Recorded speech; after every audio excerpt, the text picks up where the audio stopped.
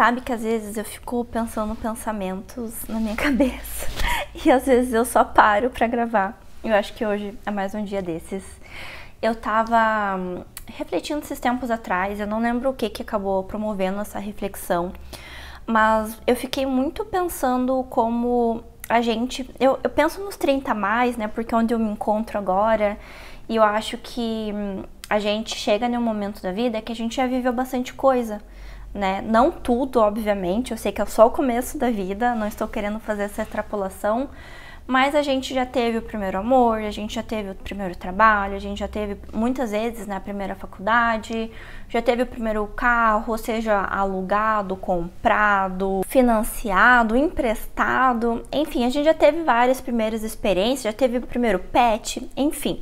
Coisas aconteceram conosco até então. E chega nesse momento da vida, eu acho que a gente tem uma barreira um pouquinho maior para romper daí de coisas a serem vivenciadas pela primeira vez.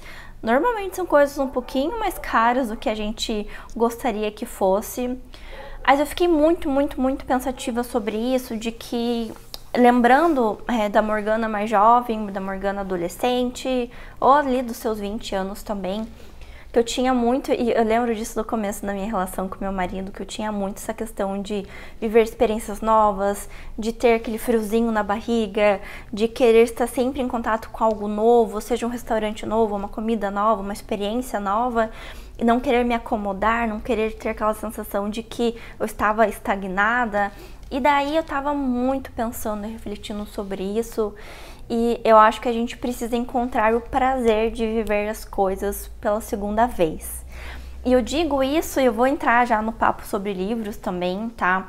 Mas eu fico muito pensando, né, que eu sou o tipo de pessoa que eu vou no restaurante e eu normalmente peço a primeira comida. E toda vez que eu vou no restaurante novo, tem aquele friozinho na barriga, assim, porque normalmente eu sempre peço a mesma coisa, né? Então tá, qual que vai ser a minha descoberta, qual que vai ser o meu prato da vez, qual que vai ser a coisa daqui que eu vou adorar, vou amar e que eu vou pedir sempre que eu vier aqui. Então, apesar de ter essa ansiedade da primeira garfada, da primeira escolha, o reencontro na segunda vez daquele conforto, daquele aconchego, até mesmo no degustar ainda mais, você conectar a tua memória do agora com a tua memória do passado, estabelecer um novo significado, é incrível, gente. E eu acho que a gente... às vezes perde esses reencontros com as coisas que a gente ama, com o que a gente gosta na vida, na ânsia de querer viver tudo de novo pela primeira vez, ou na ânsia de não querer reviver coisas porque eu já passei por isso, já sei como que é, eu quero algo novo. Eu acho que a gente perde muito com isso na vida. Então, é aquela trilha que você já foi diversas vezes, mas que você vai de novo e o tempo vai estar diferente e principalmente você estará mudado, você estará diferente. O teu paladar vai estar mudado, você vai estar com uma roupa diferente, você vai estar às vezes com uma pessoa diferente e tudo isso vai alterar aquela tua experiência até então estabelecida na sua vida. E se a gente também acabar vivendo, né, a gente tá com a nossa longevidade cada vez maior, né? Eu sei, 60, 70, 80, 90 anos esperando sempre coisas novas. Gente, não tem tanta coisa para viver na vida assim. Eu tenho pensado muito nisso porque eu acho que você valoriza também a tua história, o teu legado, os teus valores, os teus gostos, as tuas preferências. E não tem nada melhor do que você gostar das coisas de um jeito específico. Isso forma a nossa personalidade, isso forma do quem a gente é. E sim, uma pessoa que está sempre esperando, ansiando pelo novo, faz parte da sua personalidade. Mas sabe ser aquela pessoa que você tem um drink favorito, que você tem um sabor de pizza favorito, que você tem um livro que te marcou pro resto da sua vida, que quando as pessoas falam sobre esse livro, elas lembram de você? Esse é o prazer dos reencontros, porque isso vai formando quem a gente é, além das experiências novas e imediatas que a gente encontra. Tem um outro ponto também que eu tenho gostado de falar nos vídeos aqui recentemente, é o aspecto do prazer imediato, porque se você tá sempre esperando por algo novo, aquilo passa, aquilo é quase como uma droga, gente. Você vivencia aquilo, tem aquela experiência incrível, mas passou. E você vai querer ter aquilo de novo, você não vai conseguir com aquela mesma coisa. Você vai querer algo sempre novo, sempre diferente. E olha o aspecto positivo, a beleza de você encontrar o valor de você viver aquela experiência de novo, se passar por aquele processo de novo, você se submeter a um lugar que você já esteve, mas que agora você vai ter uma outra perspectiva, você vai aproveitar diversas nuances que você não estava atento no primeiro momento. Eu acho isso de uma riqueza, né? Muito daquela frase, né, que você nunca se banha no mesmo rio duas vezes. E eu acredito piamente nisso, sabe? Eu acho que a gente não se banha no mesmo rio duas vezes, eu acho que a gente não acorda do mesmo jeito duas vezes. E se a gente quiser aproveitar um pouco mais da vida e de uma vida um pouco mais saudável, mais equilibrada, porque não tem equilíbrio a gente querer sempre comer uma coisa nova, uma coisa diferente, isso não é saudável. E a rotina, né, a constância da rotina, ela é benéfica pra gente, pra nossa mente, pra nossa saúde mental, pro nosso corpo. Essa previsibilidade, ela é saudável. Óbvio que você pode sim fazer coisas diferentes, não estou querendo dizer que para você se acomodar, mas estou dizendo para você não ser aquela pessoa que vai ficar pulando de galho em galho e não vai aproveitar a beleza do se reencontrar com experiências passadas. Isso basicamente norteia muito dos nossos relacionamentos também. A gente não vai querer sempre fazer uma amizade nova, a gente não vai querer sempre ter um namorado, um marido novo, porque isso não é sustentável a curto, médio e longo prazo. E ainda bem que a gente não quer isso. Então, fica sempre aqui, né, um convite, sempre acabo fazendo um convite para vocês verem, buscarem ver valor no reencontrar experiências, reencontrar momentos na sua vida. E eu acho que a gente tem muito estigma social de que a rotina ela é ruim, de que repetir coisas é negativo, que a gente tem que estar sempre buscando coisas novas, coisas excitantes, animadoras, empolgantes. Isso acaba prejudicando muito de como a gente lida com o nosso dia a dia, como a gente lida com as nossas experiências. Tenho certeza que vocês já falaram assim, não quero ir para aquele lugar de novo, porque eu já fui, vamos para um lugar novo, etc.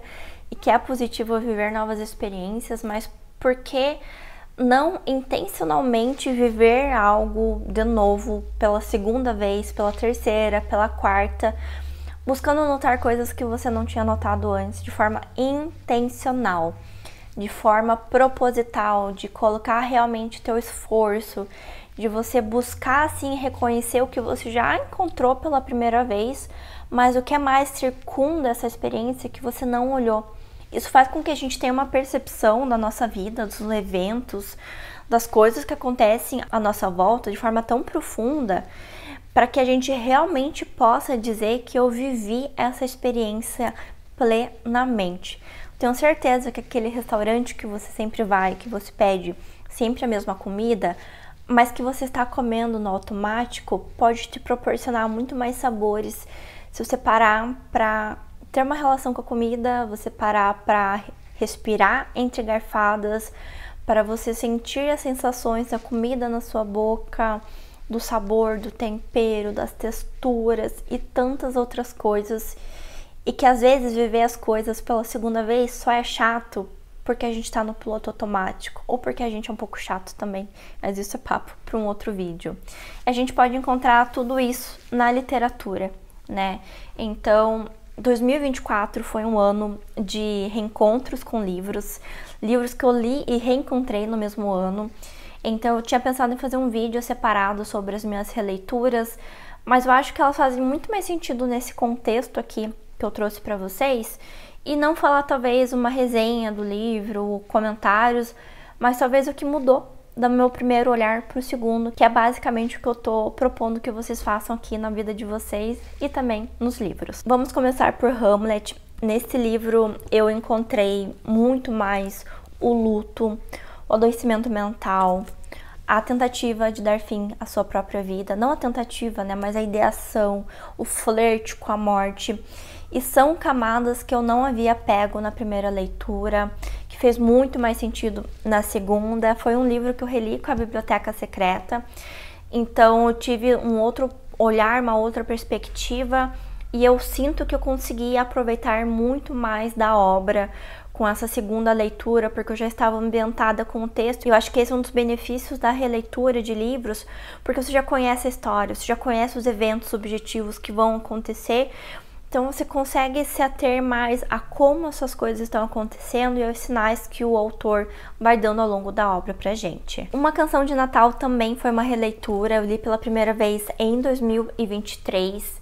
Confesso que esse livro aqui eu acabei mudando pouco a minha percepção sobre ele, ou mudou pouco a minha apreensão do conteúdo que tá aqui, mas está muito mais fixo na minha memória agora, eu consigo falar com muita mais fluidez desse livro, eu estou muito mais seguro do encadeamento dos eventos, teve várias coisas que eu não lembrava sobre este livro aqui, e é um dos benefícios também da releitura, você se apropriar cada vez mais de um texto. Tristão e Isolda é um convite para você talvez viver a experiência de novo que você já viveu quando você era criança, que foi o caso aqui comigo, foi um dos primeiros livros que eu li quando eu era criança. Reencontrei agora em 2024 esse livro. E foi muito interessante porque eu tinha algumas imagens mentais que eu havia construído com base nessa história. Eu não lembrava de tudo, não lembrava dos eventos.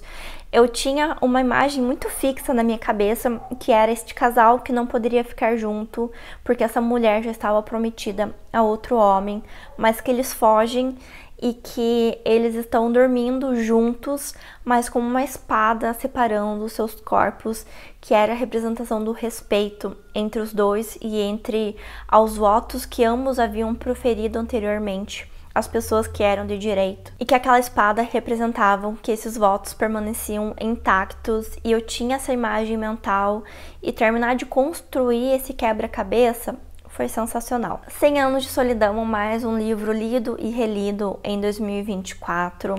Aqui eu pude ressignificar a minha primeira experiência, onde eu estava muito perdida, eram muitas coisas acontecendo, e na segunda leitura, que eu já tinha o domínio sobre várias coisas, eu consegui me apropriar de várias outras que eu ainda não tinha fixado na minha mente, e que com certeza em uma terceira leitura eu vou conseguir captar ainda mais desse livro que me é tão querido, que me foi tão bem quisto. Otelo.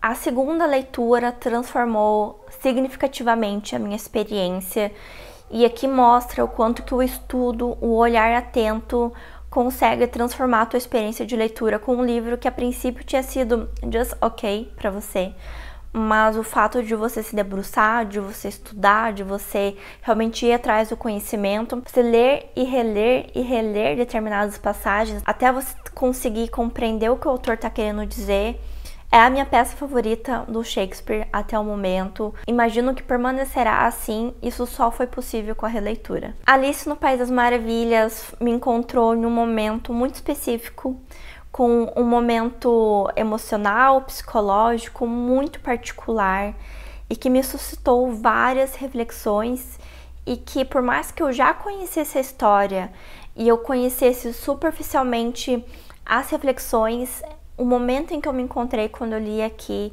fez com que essas reflexões realmente reverberassem dentro de mim. E só foi possível com a releitura, porque isso só foi possível no momento em que isso aconteceu. Então, as releituras, elas vão também ter essa interferência do momento em que a gente tá, e que dependendo de onde você se encontra na sua vida, elas vão sim mexer de formas diferentes contigo. E O Deserto dos Tártaros, que foi lido em 2023, relido em 2024 e que será relido também em 2025, eu me vejo cada vez que eu encontro essa obra percebendo de formas diferentes as mesmas passagens que eu já destaquei. Hoje, por sinal, eu fiz um post no Instagram com uma frase deste livro que eu nem lembrava dela especificamente, assim, tipo, de lembrar do que estava escrito, mas que eu tinha um sentimento em mim e que eu tinha um significado daquilo muito profundo em mim, e que isso sempre vem à tona. E é um livro que marca as conquistas e as derrotas que eu tenho na minha vida. E por último, vou apresentar aqui como uma unidade, que são os 3 primeiros livros do Harry Potter. Esses aqui eu li quando era criança / adolescente, e a maior descoberta que eu tenho feito é, sabendo de toda a história, sabendo de todos os eventos, os filmes, de tudo, é conciliar a minha memória infantil com o meu conhecimento adulto e percebendo o costurar de informações, de eventos que a Rowling foi fazendo ao longo de todos os livros e que eu já li e reli quando eu era adolescente e criança inúmeras vezes esses livros, mas eu ainda não tinha maturidade para perceber essa linha tênue que vai unindo os eventos e que agora eu consigo perceber e que continuarei lendo então os próximos livros da saga. Espero que vocês tenham gostado desse vídeo. Se você assistiu até aqui, meu muito obrigada. Agradeço como sempre os membros da Biblioteca Secreta que me acompanharam em várias dessas leituras que eu comentei aqui com vocês. Eu espero te ver no próximo vídeo aqui do canal.